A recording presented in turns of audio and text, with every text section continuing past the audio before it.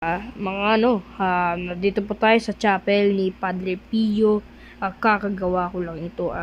Medyo sobrang makapagkaganda sa simbahan at sa bukbil.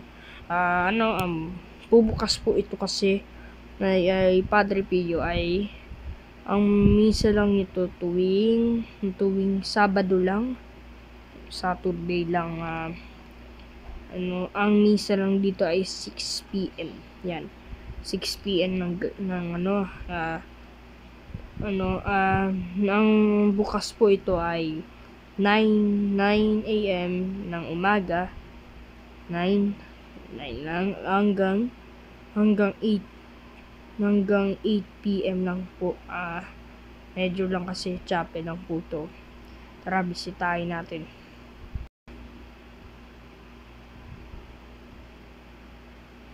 Ito tayo sa loob na chapel ni Padre Pio.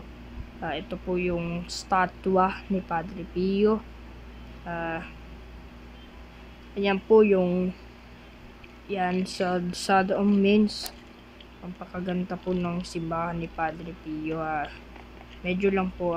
Bukas po ay piyesta ng Cathedral Church. Papagawa na ako ng mga hapon. Yan. Pero ito yan ang taga-Dimnams. Yan yung Padre Pio Chapel.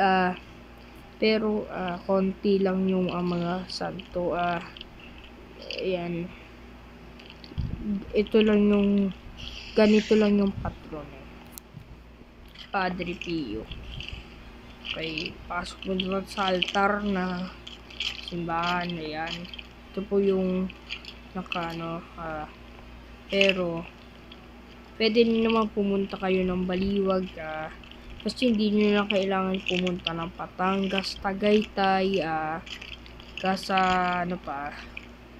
hindi nyo na kasi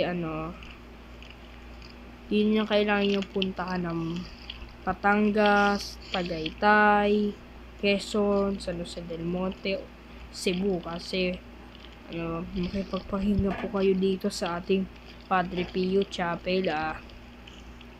Pero nakakabukas lang ito, nakakagawa ko lang ito, pero dito lang sa Minecraft. Yan, Padre Pio sa Minecraft. Di po ito sa totoong buhay. Yan, kala nyo sa totoong buhay lang to. Ayan, dito sa totoong buhay to. Padre Pio lang to kasi maganda talaga yung church paggawa ko. Okay, bye-bye. Subscribe.